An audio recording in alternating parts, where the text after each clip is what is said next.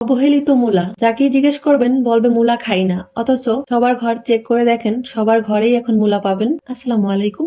আজকে সস্তা মূলো দিয়ে দামি একটি নাস্তা বানাবো। আজকের পর থেকে মূলা খাবে সবাই। ঝটপট ঘরে থাকা অল্প কয়টা উপকরণ দিয়ে মূলার এই মজার নাস্তাটা বানিয়ে নিতে পারবেন যে কেউ, আর সবাই খুব মজা করে খাবে। এখানে নিয়েছি মাঝারি সাইজের একটা মূলা। মূলাটাকে প্রথমে খোসা ছাড়িয়ে নিব, তারপরে দুই মাথার বাড়তি অংশটা ফেলে দিব। এরপরে আমি ছোট ছোট পিস পিস করে এরকমের কেটে নিয়েছি। এই যে এরকম পাতলা পাতলা করে কেটে নিয়েছি। এখানে আমি নিয়েছি হাফ চামচ লবণ। লবণটা দিয়ে ভালো করে মূলার গায়ে লাগিয়ে দিব। এইভাবে লবণ মেখে রাখলে মূলাটা অনেক নরম সফট হবে আর এক্সট্রা পানিটাও ঝরে যাবে। আমি এভাবে রাখবো 10 থেকে 15 মিনিটের জন্য।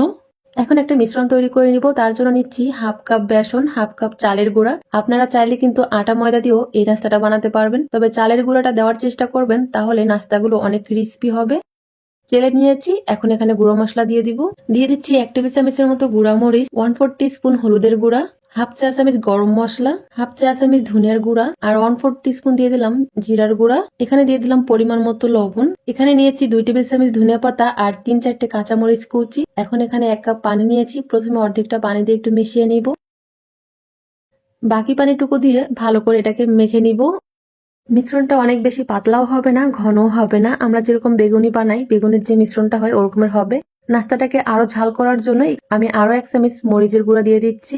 এই নাস্তাটা ঝাল ঝাল হলে খেতে বেশি ভালো লাগে। মরিচের গুঁড়াটা দিয়ে ভালো করে মিশিয়ে নিলাম। আর এই যে মিশ্রণটা ঠিক এরকমের হবে, অনেক বেশি পাতলাও না আবার ঘনও না। আপনারা চাইলে কিন্তু আপনাদের পছন্দ মতো মশলাও এখানে ব্যবহার করতে পারবেন।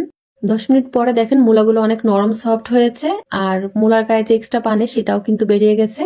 এখন এই যে মিশ্রণটা তৈরি করেছি এর মধ্যে থেকে এভাবে চুবিয়ে তেলের মধ্যে ছাড়তে হবে। এই যে কতটা সহজ বানানো। এখানে প্যানে কিছুটা তেল হালকা গরম করে নিয়েছি, আর একটা করে মূলা মিশ্রণের মধ্যে চুবিয়ে এইভাবে তেলের মধ্যে ছেড়ে দিচ্ছি।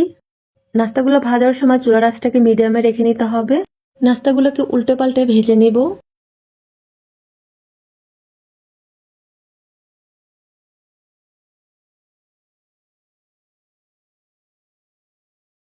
পছন্দ মতো কালার চলে আসলে নামিয়ে নিব। এই যে ভেজে নিয়েছি, এখন এগুলোকে নামিয়ে নিব।